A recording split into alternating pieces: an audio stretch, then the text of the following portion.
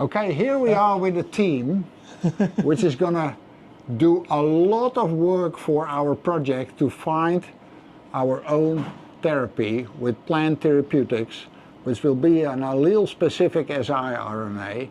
And these are the best people in the world to do the project with. And we just signed a contract to get it going, so we are enthusiastically. Can you give a short introduction of yourself, Anastasia? Absolutely. I'm Anastasia Korva. I have been in this field for too long. I don't want to say for how long, because I never look too old. But I pretty much started working on chemical biology of siRNAs before siRNAs have been discovered. And I have been doing it for the last couple of decades. And things are exciting. We now know how to deliver to heart, we know how to deliver to muscle, we know that it's possible to discriminate between mutant and wild type alleles. So the goal is to make a compound which will remove the mutant and keep wild type just in case. Yeah. And Hassan, who is a senior fellow in the lab, in the process of starting his own lab, will drive it forward. Yes, I'm Hassan. I'm a senior scientist in the Korva lab, and I've been mostly working on siRNA delivery to heart and muscle, and will be kind of leading this project to hopefully get it to patients.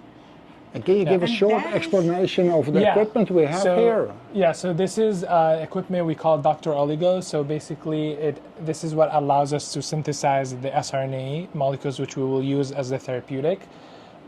This version specifically can do actually 192 siRNA compounds in one shot and simultaneously.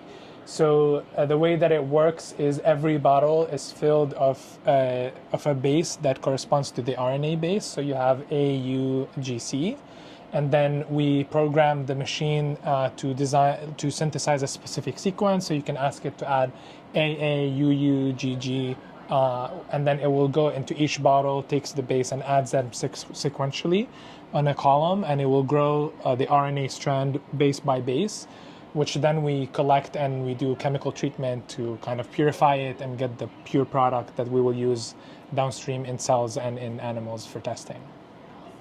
And one of the things is oligos, to live in a heart, they have to be dressed, like fancy. It has to be like a fancy dress or a fancy blues.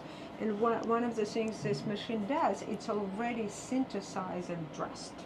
So they synthesize fully chemically modified in a format which can be drug itself. And that makes a huge difference, because if you try to do it in a kind of step-like fashion, first make a naked baby and then let it grow and then educate it, it doesn't work very well. So it's kind of synthesizing the things which in exact chemical modification pattern, which can be a drug and can work in a heart. You just have to find the right sequence. Correct. Yeah, so it will be already the material, exactly the same material that will be carried on into large animal testing and into patients. It has the exact chemical configuration, which gives us an advantage that we're starting directly, as Anastasia mentioned, with the material from the start, so it will be consistent throughout the testing phases.